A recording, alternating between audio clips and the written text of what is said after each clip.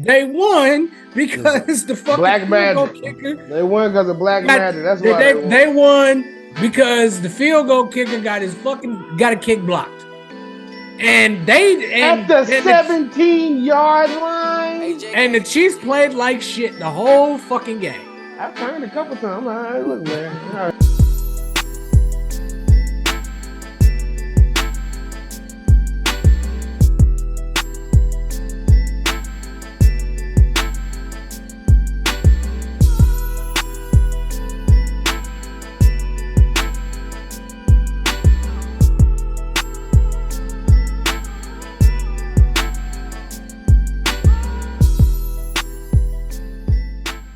What's going on, y'all? Thank y'all for tuning in. It's another episode of Two Peas in a Pod with Tim and Ryan. That's my player partner, my brother, my dog. That's Ryan, aka Frank Dank. I'm Tim, as always. How you doing on this lovely night, my brother? I'm feeling the pink jacket, by the way. Yeah, you know what I'm saying? It's all good. It's all good. I appreciate it, man. Appreciate it. Shout out to your Steelers, dog. Yeah, y'all got me interested now. You played a good team and you won. Yeah. I'm like, all right. And then, well, shit, I'm gonna be at work, but I'm gonna watch the highlights. Man, look, you know me. I'm not gonna lie to you, bro. From tomorrow till Wednesday, I'm gonna be on edge. I'm gonna be anxious. Bro, the slightest thing is gonna set me the fuck off because I am nervous about this Sunday. I know what a lot of people saying, y'all always beat the Ravens, bro. This is probably the best Ravens team we've seen since last year. Well, yeah, they got better. They got better on the offensive side of the ball. Not in the secondary, you know. And then now y'all got two weapons now. And then I don't give a fuck what nobody say, bro. Najee Harris is that dude to me. I've always liked Najee Harris since he was at Alabama. I don't know what the fuck, you know what I'm saying. Fan bases are the reason why people hate teams. I don't know why the fuck your fan base, Steelers Nation, hates Najee so much. The shit I be reading on Twitter sometimes. But like last year, I had to hop a couple of them comments. It's like, what the fuck? What are y'all doing? This nigga is literally part of the reason why y'all win the game. What I've come to realize about my Steelers fan base, you got too many people that want to be the source. You got too many people that want to be the page. You got too many people that want to be watched. They want to be the account. You know what I mean? Like on Twitter.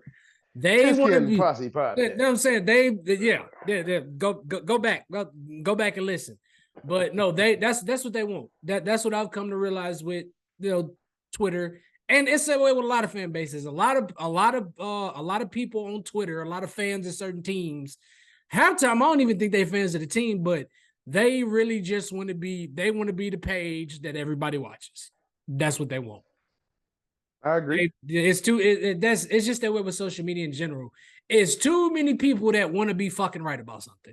It's too many people that want to be I told you so ass motherfucker. That's what it is.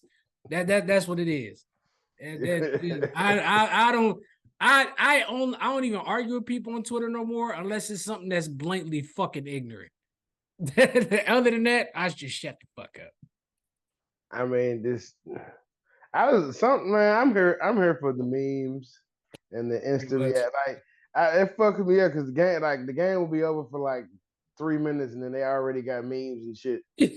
I'm like, damn, the game just ended. Like 3 minutes, try 3 seconds. I'm like, damn, bro, y'all don't waste no time. No time, like, bro, y'all, they be having that shit ready. They just wait till the game end to hit post. No, nigga, it be shit that happened in the fourth quarter. I'm like, damn, bro. Get this damn moisture off my fucking face. No, it's all good, man. It's just a little warm. Yeah, a little toasty. All right, so what is the first order of business?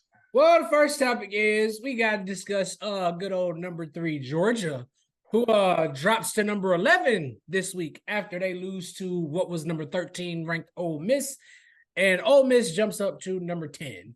Ryan, I'm gonna let you take this one first. What did you think about the game this past weekend, and what do you make of Georgia from here on out? Looking at the season, I'm like, Ole Miss got a vanilla schedule. if they can, you know what I'm saying, get past, if they can get 2 losses, if I felt like if Ole Miss can get 2 losses, and which means beating Georgia, they'll get in the playoff, and that's where we're at. Other note is, boy, oh boy, oh boy, Carson Beck turned in those Lambo keys. You know what I'm saying? I don't know if they got like, access codes to get in the facility, take his access codes away. But you know what I'm saying? Like the nigga off Hard Knocks on the Jets, he walked in, damn, they didn't cut me. They didn't cut me. You know what I'm saying? He tried to get in the building and the access codes didn't work. And on top of that, Carson Beck, it's like, what do you do? Like, they had so many opportunities to take the lead in that game, and they just didn't do it. You know what I'm saying? Ole Miss didn't play a perfect game. It was just Carson Beck couldn't move the ball. I'm like, damn, I thought Georgia had running backs. I thought Georgia had this powerful offensive line. I thought Georgia had this monster defense. And then you can tell when a team is not worth their quarterback because it shows in their effort.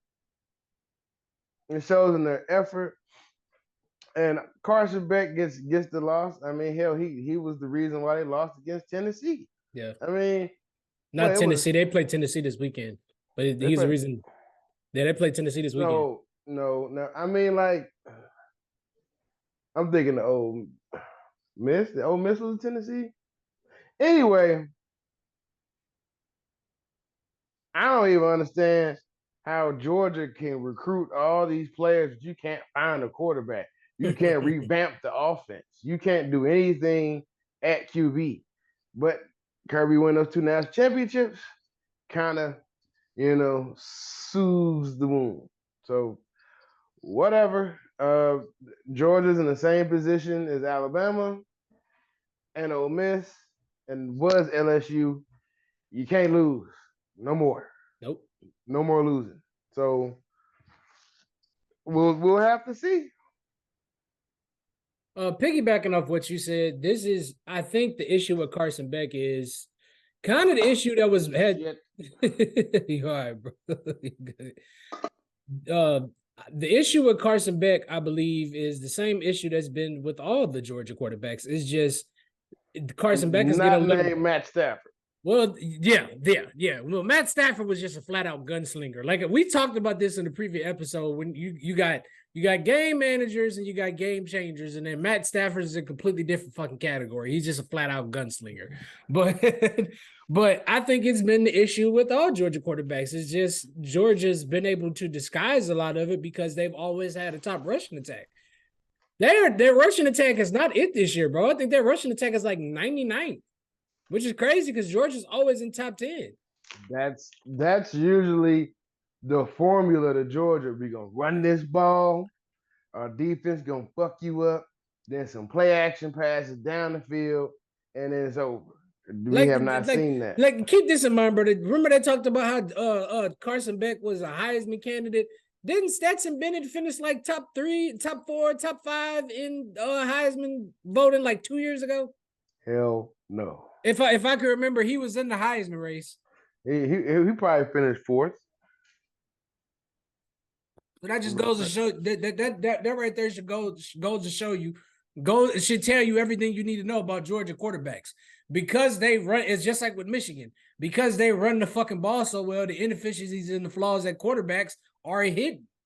And when they need to lean on the fucking quarterback, this is the product that you get. Well, you can ask the Bills about Jake Fromm and the Rams about Stetson Bennett and like you said, the only outlier here is Matt Stafford because he's in a league of his own. He can't include him in this conversation. Boy, Kirby's gonna get fired.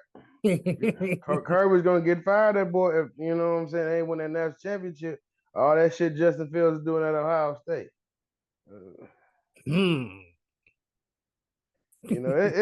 It's hard finding dogs at quarterback, man. It's really hard. If you hit on a quarterback, man, it's like, dog, a lot of shit is forgiven. Yeah. All right, moving on. Before we got off into the episode, we were talking about the issue with Alabama and Mr. Kalen DeBoer.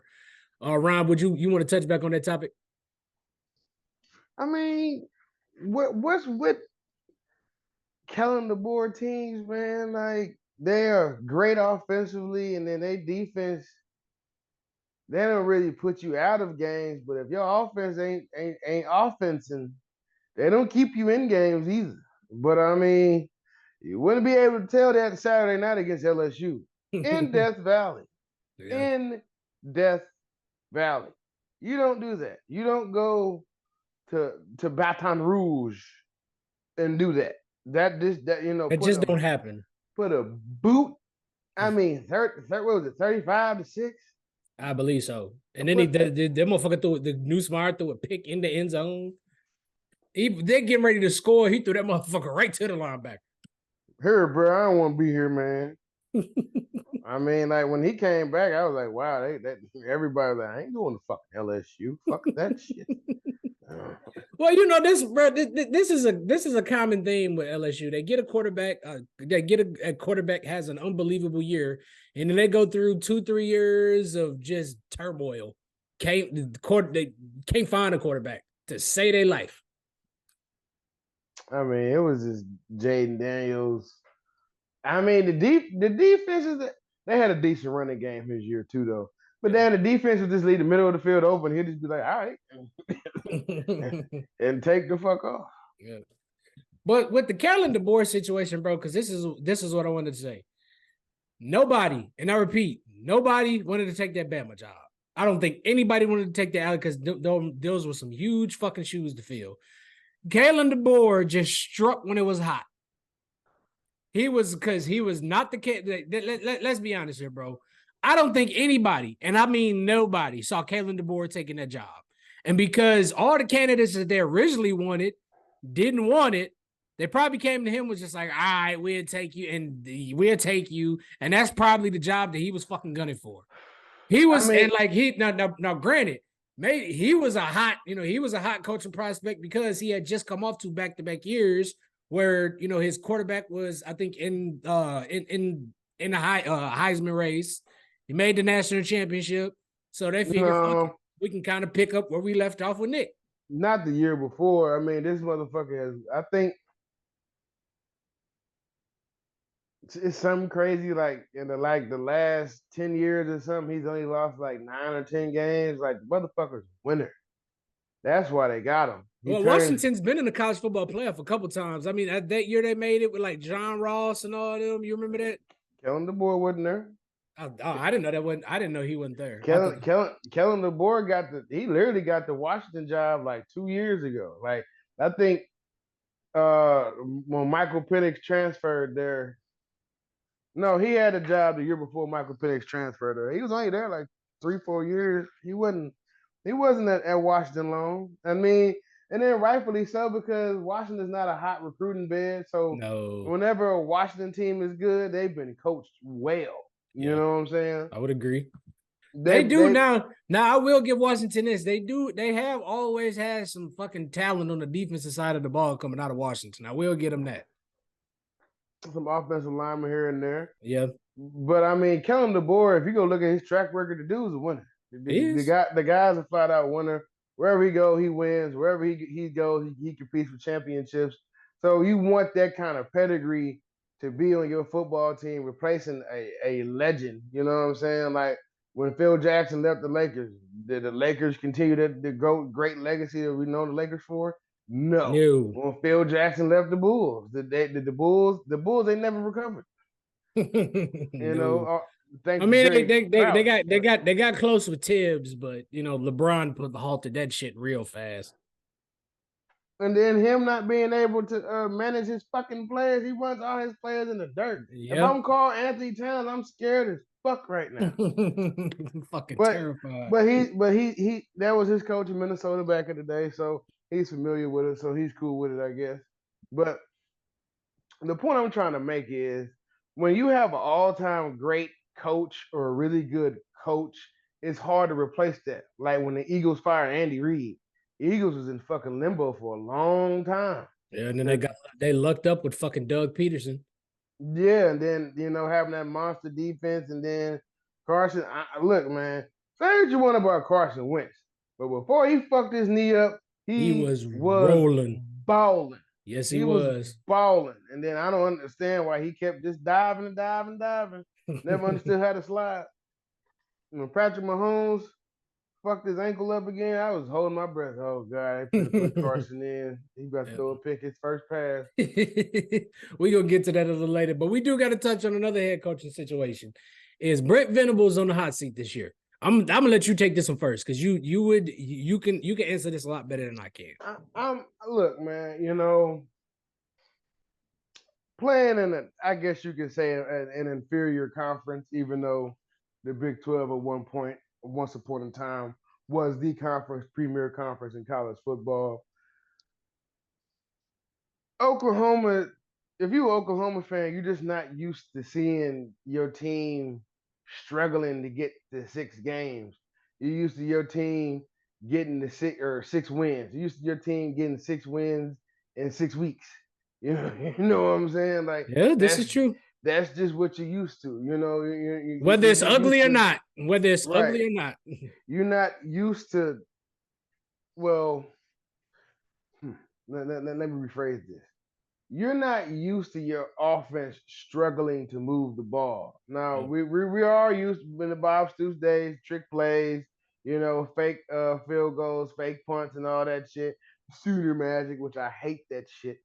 My Jimmys are better than your Joe sometimes, but I mean, a lot of times, Bob, he didn't have the best talent on the field. He just outcoached the other side. Yeah. But I say all this to say is Oklahoma is used to winning. Oklahoma is used to competing for championships. Oklahoma is used to being in the mix and the conversation about things. And then you can blah, blah, blah, Oklahoma 0-4 in playoff games, yada, yada, yada. But you got to be in it to win it. And we're used to being in that conversation. Well, did your team make it? Because we did. Now, and I'm not, am I surprised about how this season turned out? Not necessarily. I'm just surprised about the injuries. The offensive line was decimated by week 2. Started off the season missing your top receivers, and then by the Tennessee game, 1 through 5 on your depth chart and wide receiver is out. You already started the season with 1 and 2 out. Then 3 and 4 and 5 gave it a go, but then they ended up getting hurt subsequently. And then we're just not used to seeing such bad play at the quarterback position. We've been spoiled with the Jason Whites, the Sam Bradfords, the Landry Joneses, the hell, even Blake Bell was decent. Trevor Knight, yikes. The Baker Mayfield years. We were fortunate to have Baker Mayfield mature and progress and get better each year for 3 years at Oklahoma. Then the Kyler Murray year. Then the Jalen Hurts year. Hell, we even won a conference title with Spencer Rattler, who I got my reservations on that. And then Caleb Williams for half that season. And then, hell, even Dylan Gabriel won 10 games. So now, I mean, this is close to like Tate Martell. When's the last time you seen a 5-star quarterback that just didn't pan out? And a lot of this is on Brent because he was lazy in his offensive coordinator search. Like, you just gonna promote the guys that was just position coaches the year before? And then the one guy you named to be offensive coordinator damn near hasn't coached the offense in almost 10 years. That RPO shit, yeah, that was a red flag right there. I'm like, oh, nigga. All right, if he was in the Big 12, we probably could have got away with that shit, but we not in the Big 12. We in big boy football, SEC football, where everybody has an NFL guy, 2 NFL guys on that defense. Everybody has a front 7 NFL front. Everybody has a tremendous pass rusher. Everybody has a tremendous star on the opposite side of the ball on the offense. Everybody can get you. You can get got by anybody in any given game in the SEC. This is the closest thing to the NFL rather actually be in the NFL that you're gonna get. And then for you to come to the SEC with this Big 12 mentality, it's like, look, I'm not gonna say you're on the hot seat yet, but that motherfucker's getting warmed up. It's getting warmed up. It's getting warmed up because now we got too many questions to ask. I mean, what the question with the offensive line is who's going to be the quarterback? Is Jackson Arnold coming back? Is Michael Hawkins Jr. coming back? A couple of receivers said they want to come back. You can say what the fuck you want. Are you coming back? You know what I'm saying?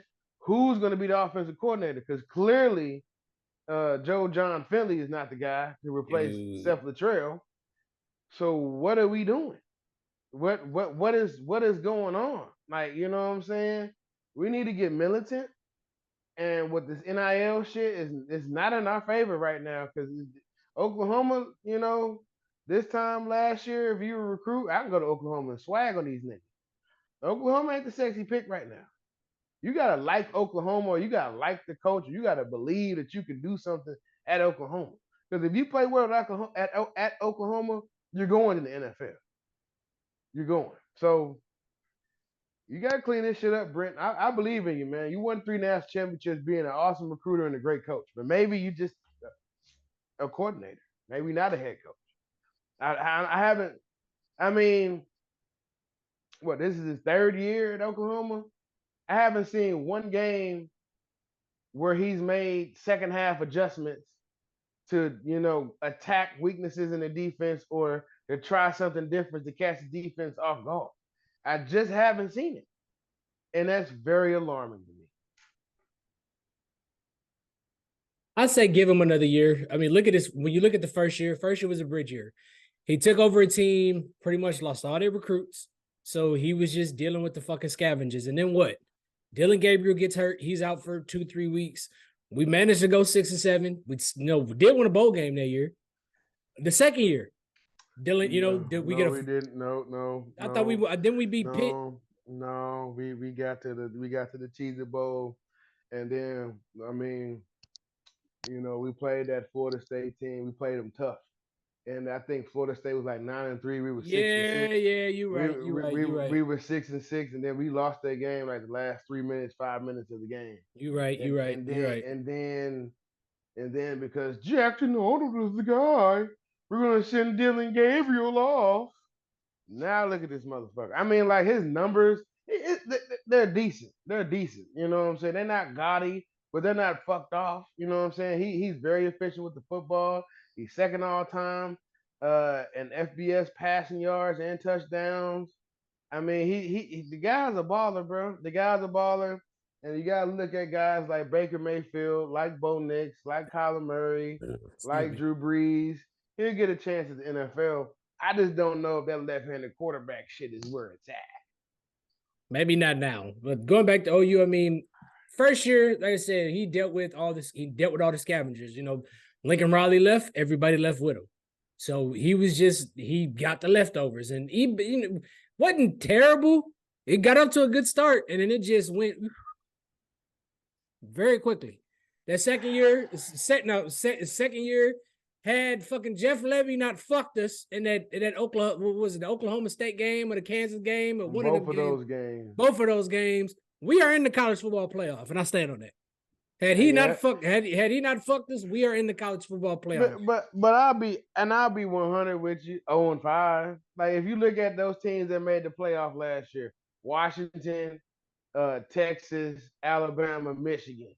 We wasn't going. We was going to beat Texas again. If we was gonna have to play Texas again in the Big 12 championship. Yeah. And I don't know if we do that again that season.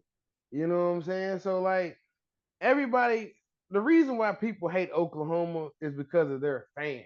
Their fans are going to ride for you, but sometimes they a little out of touch with reality sometimes. And granted, those early Barstool years, we got the 3 national championships after we won in 2000, LSU, USC, and Florida.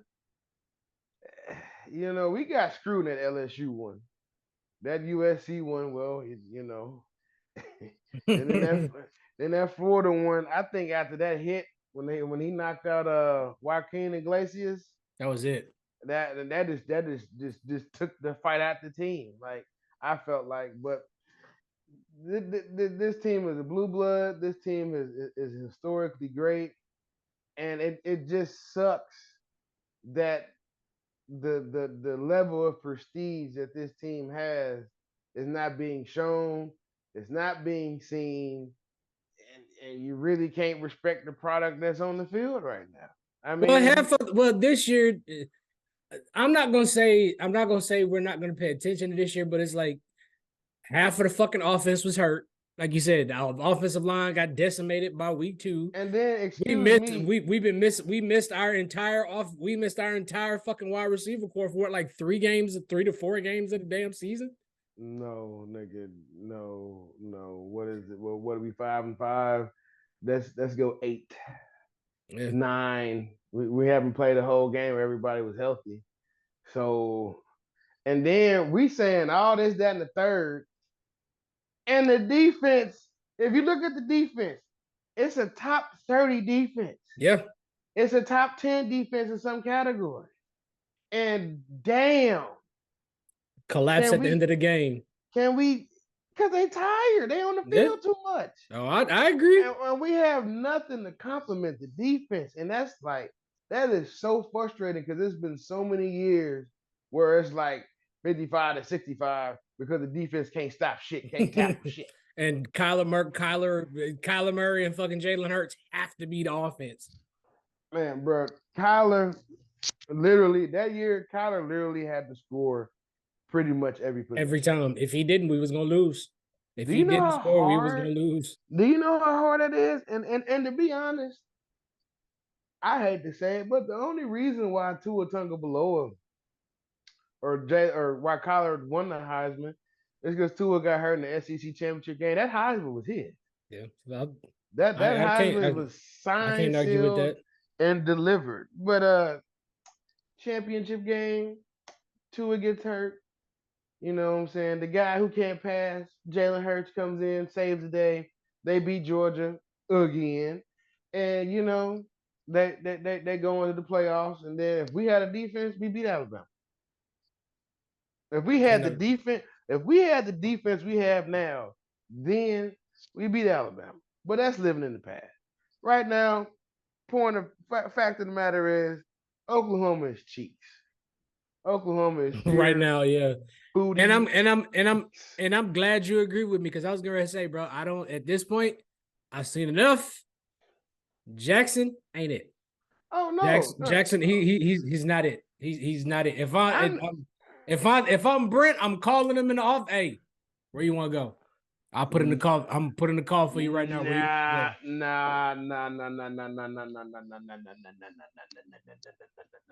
If I'm Brent, we're having a long conversation. Hey, kid, you going to the NFL is on the line, and my job is on the line. Let's come together and figure this out. But for what I've seen, bro, wherever he turns his head is where the ball is going. He don't look off defenders. But to be honest, the average college quarterback with a decent offensive line probably has 2.5, 3 seconds to pass the ball. Yeah. He has a second and a half, sometimes. If that sometimes. Right. So I can't just shit on him completely. Bill Bedenbaugh, there is a lot of starting offensive linemen in the NFL that went to Oklahoma. And it's been kind of wavery since 2018. And it's progressively, quietly has gotten worse. But damn, I look at the offensive line we had last year. Why everybody transferred? That was a starter. Why? Now we starting to see. I have so many questions and there's no answers. But let's move on to something else before you fuck around and pop a blood vessel. Yeah. Let's go ahead and transition over to the NFL. A couple topics I couldn't wait to get to, especially this one. Is this year's Chiefs team comparable to the 2007 Patriots? Yes. Ryan, you take off. Yes and no. because they was like blowing niggas out some games by like 30. But I mean, the only thing that's comparable right now is that they're undefeated. Can the Chiefs keep this up? I mean, right now, yeah, you had to say, I guess, but they are winning very fucking ugly. Yeah. Which on the flip side, if everybody can get healthy late at the right time and for the playoffs, Patrick starts playing better, Kel starts holding on to the ball, the run game improves, we get Pacheco back, some good things that can happen. And if I'm Kansas City, I'm resigning Kareem right now. I'm locking them up for at least 2 years. Well, we got to see how it plays out with Pacheco, but I would agree. I think the only comp you can give this Chiefs team to the 07 Patriots team is the fact that they undefeated. But to try to compare them to the 07 Patriots team, it's kind of criminal. Simply because that 07 Patriots team, their first 8 opponents, they beat each of their first 8 opponents by at least 2 scores. 11 games for that 07 Patriots were won by 2 or more scores. 12 games of which the 07 Patriots scored at least 30 points. The Chiefs have sniffed 30, got the 30 once this year. And it took them to overtime to fucking do it. So I mean you can make that comp, but it's not really comparable. Like let's look at some of the Chiefs wins. Have we? The first game, the Ravens game, they won because of Isaiah Likely's big toe was out of bounds. That Bengals game, they won because they got a defensive pass interference call and put them in the field goal range so they can kick a field goal. The Buccaneers game the game went in overtime, and it took for them to win in overtime to even get the fucking 30. Then this past weekend, this fucking Broncos game, they won because the fucking Black field goal magic. kicker. They won because of black magic. That's why they won because the field goal kicker got a kick blocked. And at the 17-yard line. And the Chiefs played like shit the whole fucking game. I turned a couple times. All right, look, man. All right, bro. The shit that happened last night and after that, man. Look, Nicky. Nah. And let me just say this. Let me say this. Jawan Taylor, if he played on any other team in the NFL, they would be the most penalized team in football right now. How the fuck they keep letting him get away with this fucking blatant false start shit is criminal. It is criminal. He plays on any other team, he's sitting on the bench. By this point, he's sitting on a fucking bench. This motherfucker is false starting just about every play right in front of the refs, and they are just letting it go. They letting it go. But let's flag TJ Watt for perfectly timing a fucking snap and taking away 3 or 4 of his sacks for the goddamn season. Don't bring the Steelers and all right, nigga. Yeah, I got other shit to worry about. Okay, motherfucker. We got y'all on Christmas. Okay. Yeah, dude. I can't wait for that either. But yeah, going back to the Chiefs, man. Yeah, through the first half of the season, Chiefs have had about 7 games where they're decided by 1 score. So it's pretty alarming. It is pretty alarming. They do go into Buffalo next week, so that's going to be quite interesting. We're not going to predict that. That could be an ass whooping. Very quickly. Let's talk about one of the most exciting games of the weekend. This past weekend, we had the Lions and the Texans. Lions ended up beating the Texans 26-23. This game happened to be a turnover fest. Jared Goff throws 5 interceptions. 3 of them was in the fucking second half. And CJ Stroud throws two himself for his first multi-interception game, I think, of his career. Ryan, take off on this one. What do you think of this game and the performance by both quarterbacks? 5 picks, and then 2 for CJ, and then it was a defensive struggle, right? And then like in the fourth quarter, I just I was watching in the first half. I'm like, that defense is gonna start stopping that shit. CJ and them was doing. Sure enough, it was 23-7 at half. At the end, it was 26-23. So what came down to it was the pass rush and the offensive line not holding the blocks. And then why the fuck is there an offensive lineman trying to take the ball out the quarterback's hand? But nigga, you need to get your ass. You need to be blocking somebody in blue and white. Why are you taking the? Why are you trying to take the football out of my hand? Like this shit, that shit. What the fuck? But the game is crazy. You know what I'm saying? Who's the second running back? Is it Gibbs? No. Montgomery and Gibbs. Yeah, Gibbs got the you know what I'm saying? Gibbs got the moving the ball on a couple key drives and particularly in that fourth quarter. I mean, it just shows the resiliency. Right now, if I'm an AFC team and I'm looking at the Super Bowl, I'm praying to God Detroit don't make it.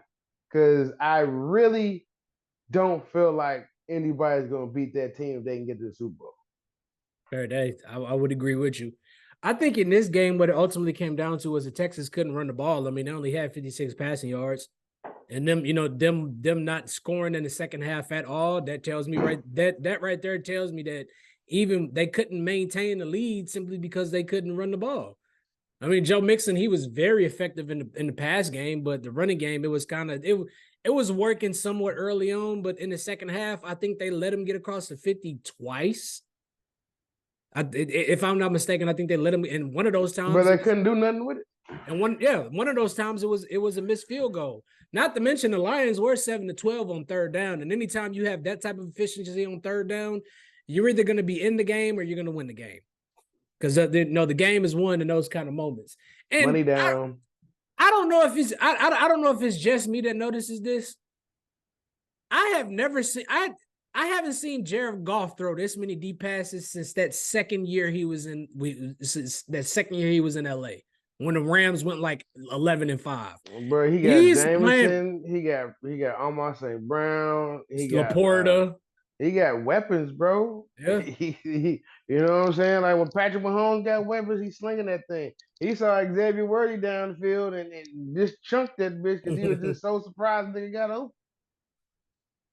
Yeah, I don't know. This Lions team, bro, they playing lights out. Like Jared Goff is playing with extreme confidence. They got a real 1-2 punch coming out of the backfield. Like it's that offense is it. You know, if Jared Goff if Jared Goff had fucking Josh Allen type speed, the Lions, oh my God, they're already a dangerous team. Just imagine Jared Goff with Josh Allen type running ability. In this Lions offense. Oh my God. My God.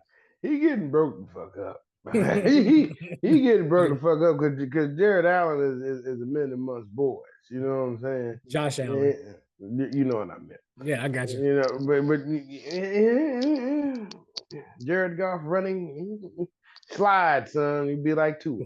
Yeah. He's doing a much better job of it this season. I will give him that. All right, moving on to a team that's been fun to watch. And me and you have talked about this team a couple times before the season started.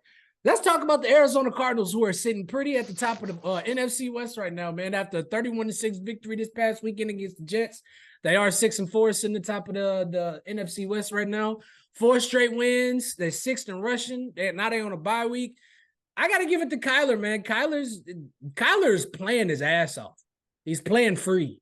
I saw a stat this on Twitter. There was like since Black Ops 6 came out, Kyler is now passed for over 700 yards and like 4 touchdowns, and he's undefeated.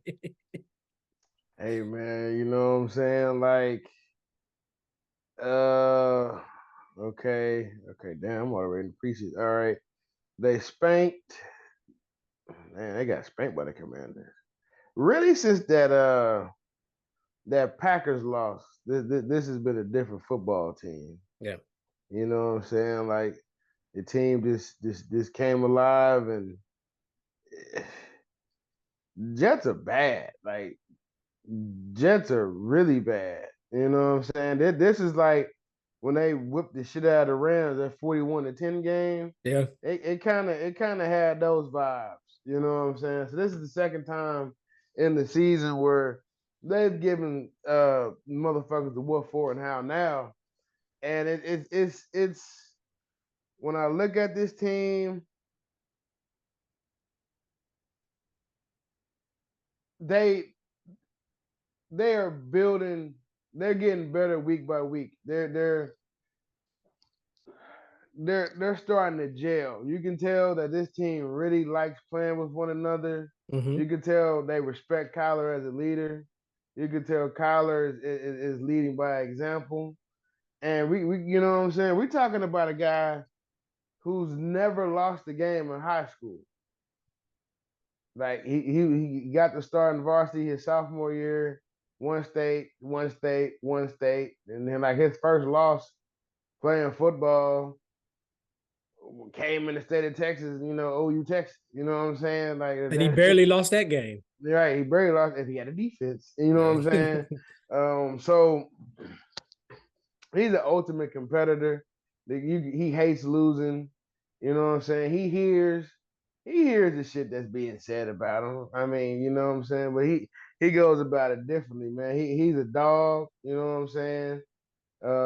He just cut from a different cloth, and I think this team can make the playoffs. I think they can. Something else. Go ahead, my bad. They got a tough one against the Seahawks. Yeah. Then they got to go against the Vikings and the Seahawks again. They can get the Patriots. They can get the Panthers. Rams, that's gonna be a tough one. Because that young defense is starting to gel, and you saw that a lot last night. It's starting to gel, but they just couldn't. No, my bad. Go ahead. They just couldn't get the stops they needed. That's all I was gonna say. And then they got the 49ers at the end of the season, and I think that game is going to be. I think that's going to be the deciding factor in who wins this division. And I think that might decide the last NFC wild card spot. I would agree. And something else I wanted to talk to you about too, bro. Ain't it crazy how the NFC West always? It's a cycle. It's a cycle. Like it was the Seahawks. The Seahawks. They had their run. Then the Cardinals had their run. They had a little 4-5 year run. Then the Seahawks had a little 4-5 year run with the Legion of Boom and Russ and all that. Then the 49ers, they've been on a fucking the Rams, they've been on a run. They had a 3-4 year run. The 49ers, they've been on a 3-4 year run. Now it's coming back around. It's coming back around. This might be the Cardinals' time to go on their little 3-4-5 year run, possibly make the Super Bowl. They'd have to.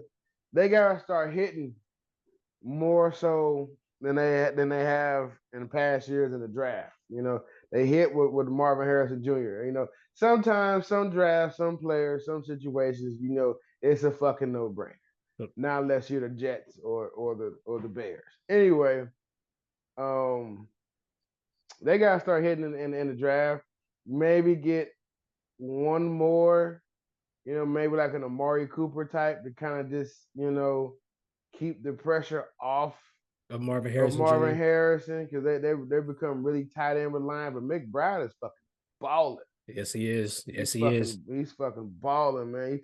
He took sauce on the ride, man, that he did not want to go on. Get me off! Get me off! Get the fuck off me! Unhand me at once.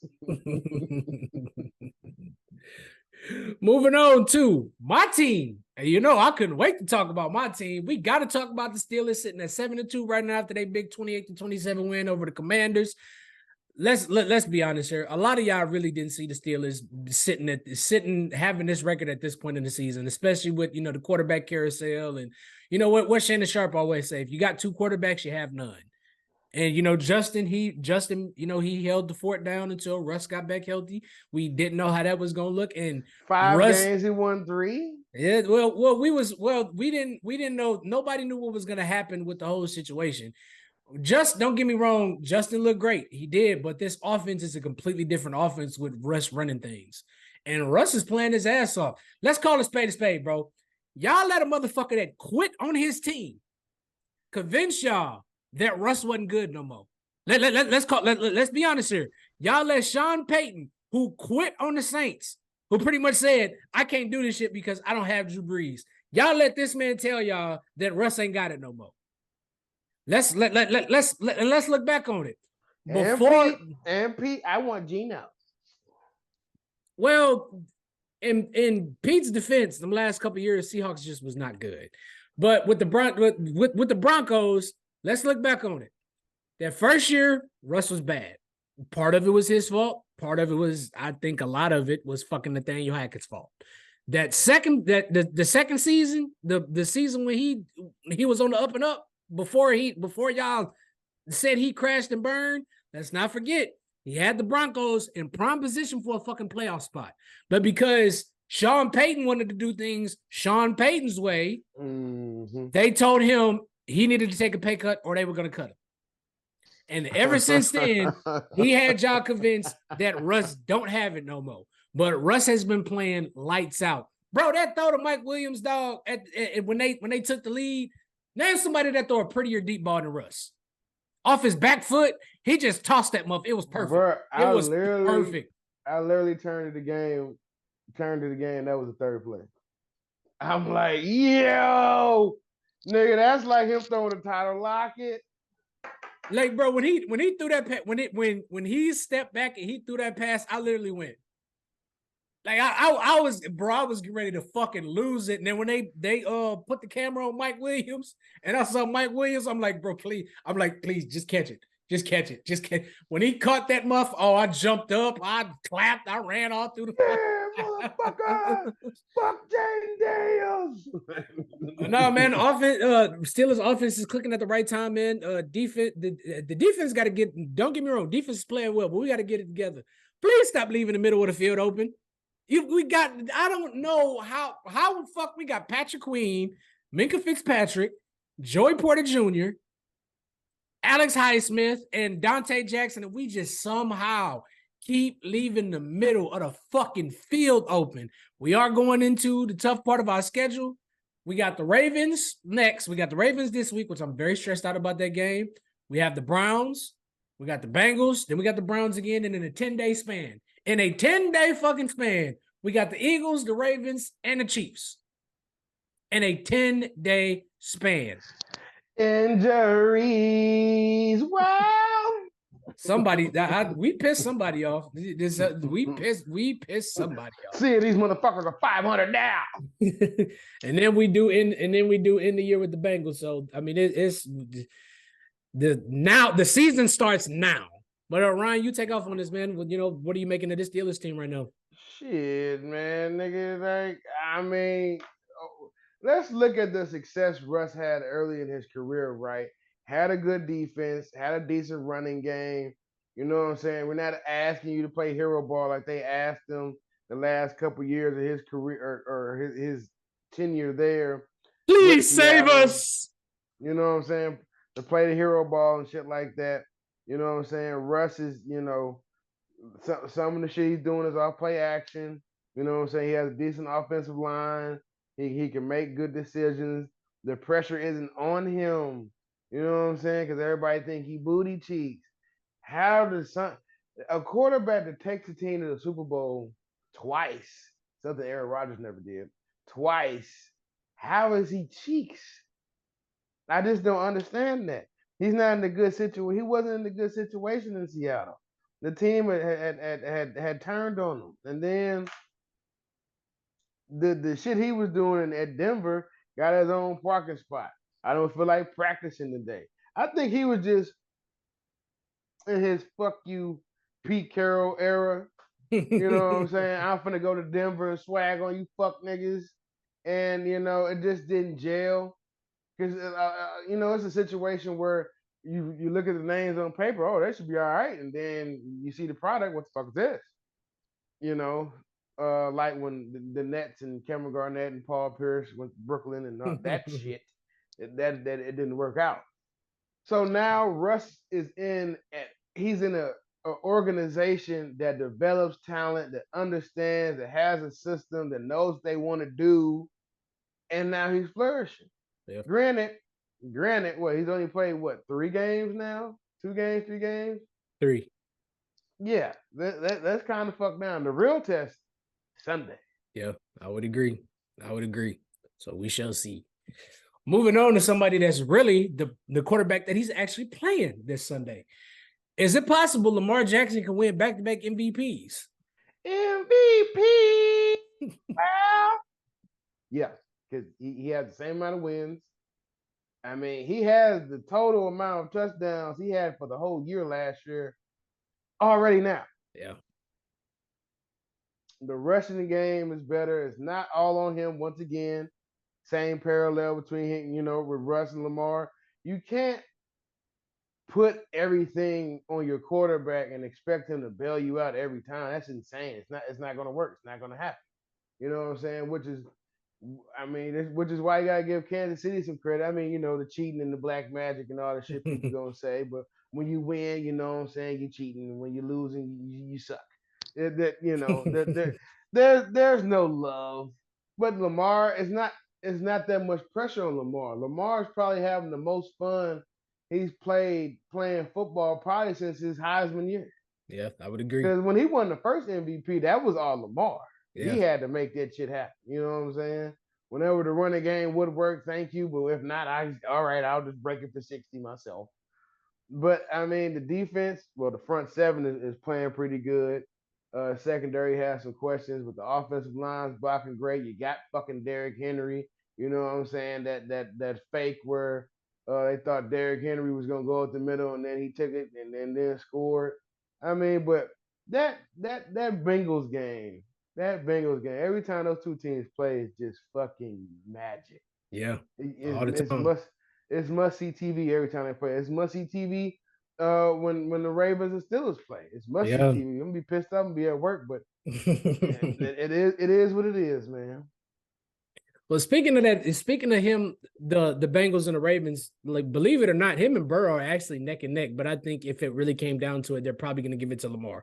Lamar's second in leads the league in touchdown passes. Well, he's tied for the league. Lamar's second in pass yards. Lamar's second in pass yards with 2,669 yards. Tied for first with passing touchdowns and with 24 of them. Joe Burrow has 2,672 yards and 24 touchdowns, so they're not far off. And then, but you also got to look at it. Lamar got 538 rushing yards and 2 touchdowns. He has more, like you said, he got more passing touchdowns this year than he had all of last year.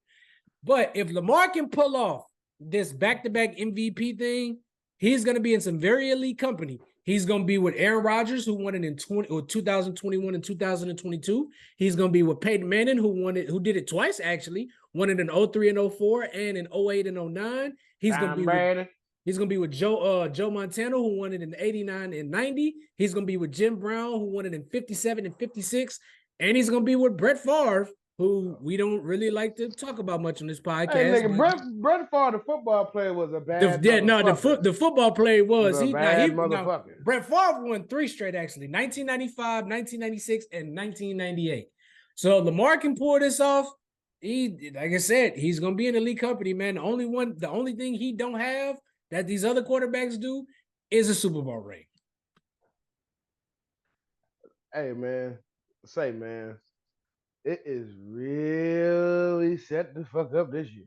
I thought it was last year, but it's really set up. Yeah. I mean, right? When you look at the AFC, it's only a 3-team race, right? Kansas City, Buffalo, Baltimore. Yeah. Really?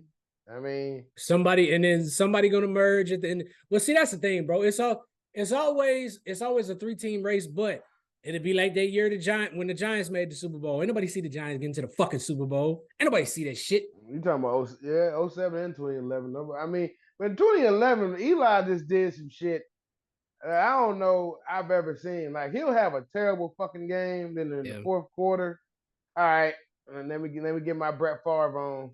You know what I'm saying? He just slinging that bitch. And I mean, motherfuckers is catching it. Because for a lot of years, Giants receivers was terrible.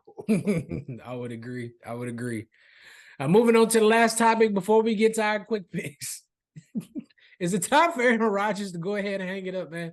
Is it time for him to finally tie them cleats together and throw him over that fucking electrical wire up there?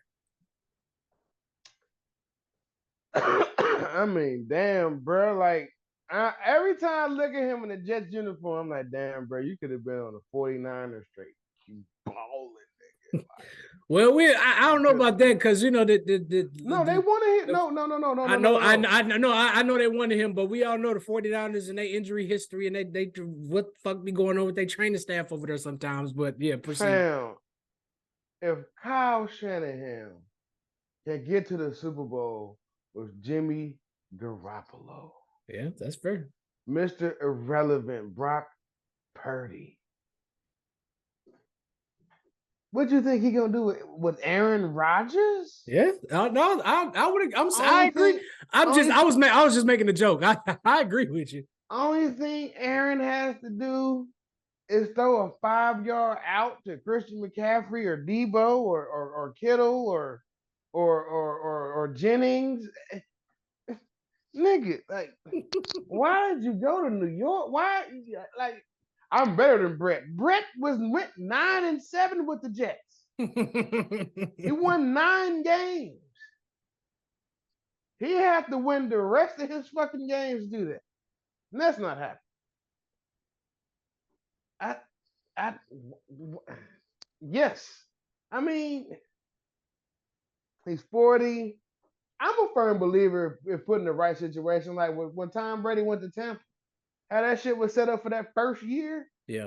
That was insert quarterback. Insert quarterback. Exactly. So this is a situation I feel like he can do that at. I mean, his time is up in New York. Because I bet you Devontae, when this season is over, he's bouncing. He's going to go somewhere else. And he's probably never going to talk to Aaron Rodgers again or talk about Aaron Rodgers publicly ever again. He did a lot of talking. See, this is why I don't like when athletes, particularly in football, do a whole bunch of talking in the offseason. He did a whole bunch of interviews and he was talking. Devontae Adams, you're doing too much talking. Should have did that one interview with Shannon. Honestly, you shouldn't even get an interview with Shannon. The receivers documentary on Netflix explained your frustrations enough. Yeah. Like when he was at Green Bay, we never heard from Devontae. Now unless he's on the sideline after a win. Yeah. You never heard from Devontae. Why are you volunteering to say fuck the Green Bay and fuck the Raiders? Like, this nigga went on a low-key fuck you tour. He was all on Pat McAfee. He was all on Shannon Sharp shit. I think he did 2 more interviews with 2 other entities. Why are you, what is the point? And then now look at your season. You went from a shitty situation to a colder, even more shittier situation. I don't get it. I don't get it. I'm just confused. I'm confused. See, another one of them things on paper. It looked good. Good on paper, yeah, but you got to see it. But then when you see it, it's like, why you do that? Okay. If you ask me, bro, I definitely think it's time for Aaron Rodgers to retire. But if we know Aaron Rodgers, he's probably gonna give them the runaround. Oh, I need some time to think about what I'm gonna do. A wellness retreat. I need to go on a wellness retreat. I need to do some ayahuasca. You know, go on a darkness retreat. But it's time for Aaron Rodgers to retire, bro. Aaron Rodgers' team is 3-7 with the 26th worst overall offense, with fucking Garrett Wilson, Breece Hall, and Devontae Adams. Don't forget about Lazard. Yeah, with Allen, who he wanted. Lazard. Who he wanted. I want Lazard. Shitty ass motherfucker. And then Mike Williams was the reason why y'all lost against who was it? I think it was the Bills. And he was and guess what? You put all the blame on Mike Williams, but guess what? Mike Williams was the reason we won this past weekend. So if you had to play professional football on the East Coast, you probably want to be in Philadelphia or Pittsburgh. Fair enough. Just saying. It's not New York. It's never New York. It's never New York. No. Nothing in the football world. Nothing good happens in New York anymore. New York is not it. It's just not it. Since that infamous yacht boat picture. But yeah, overall, yeah, I just, even when you watch Aaron Rodgers play, he don't look like himself. He does not look like the Aaron Rodgers that we're used to watching. And get it. You know, I know he's 40 years old, coming off of an injury, but he don't look like Aaron Rodgers. I don't know this guy. See that, and that's what I'm talking about. When you have athletes at that position who depend on their athleticism to produce, you know, you need to have certain qualities where you don't need athleticism. Yeah, you know, to produce. Like Tom Brady was the master of the pocket. He knew when to take a sack. He knew when to throw the ball away. Correction. He wasn't going to take a sack. He knew when to fall the fuck down. You're not hitting me. I don't give a fuck. I'm not gonna let you touch me. He stole that shit from Peyton. Yeah. I'm gonna do that. Yeah. But not in that New York Giants Super Bowl. He just had to keep getting up. He's getting fucked up.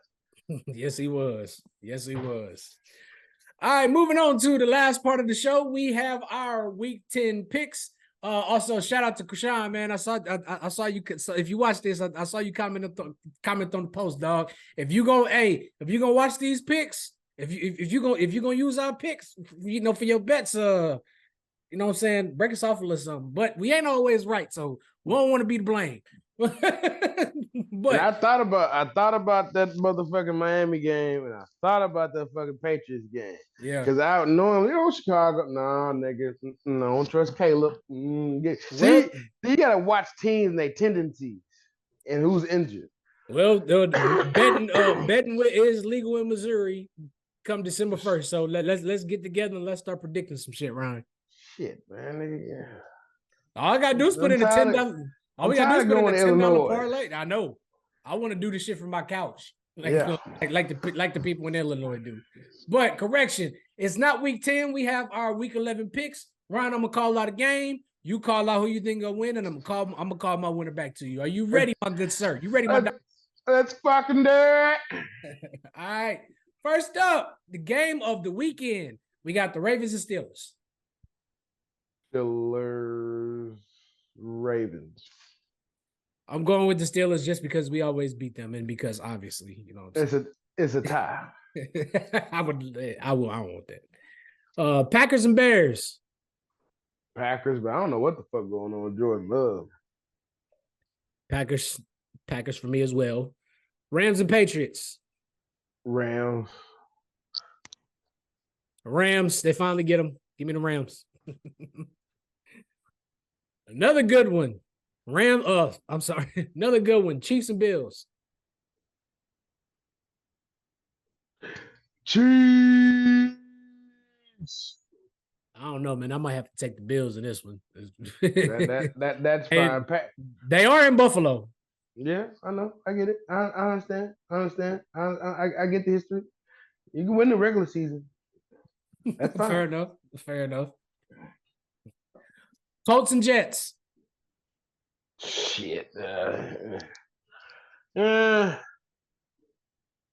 the Colts got a defensive line? Not really. DeForest Buckner's still hurt, I believe. Jets. Give me the Jets. I'm not confident in that though. Titans and Vikings. Vikings. Browns and Saints. Who? Browns and Saints. Shit, it's the shit bowl. Browns. Give me the Browns. Jameis going back to New Orleans. I know he wants revenge. I'm going back to Baton Rouge. Y'all wanted to pay a motherfucker that was less athletic, but that was more athletic, but can do less than I can. Jags and Lions. The big cat bowl.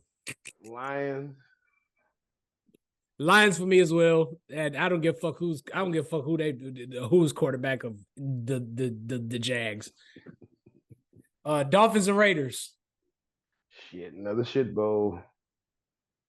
Let me get the Dolphins. Dolphins for me as well. Falcons and Broncos. Falcons. Give me the Falcons. I think after that game with the Chiefs, they gave the Chiefs everything they had. They gonna be gassed for a couple weeks. Seahawks and 49ers. 49ers. 49ers for me as well. Bengals and Chargers. Bengals or Chargers, I'm sorry. Not confident with that pick. Give me the Bengals. Yeah, give me the Bengals. I'll take the Bengals. I'm not confident in the Bengals either, honestly. If they lose this game against the Chargers, please don't come talking to me about no fucking Bengals in the playoffs. Please don't. It's over, man. That shit's done already. They just got to play it out, you know.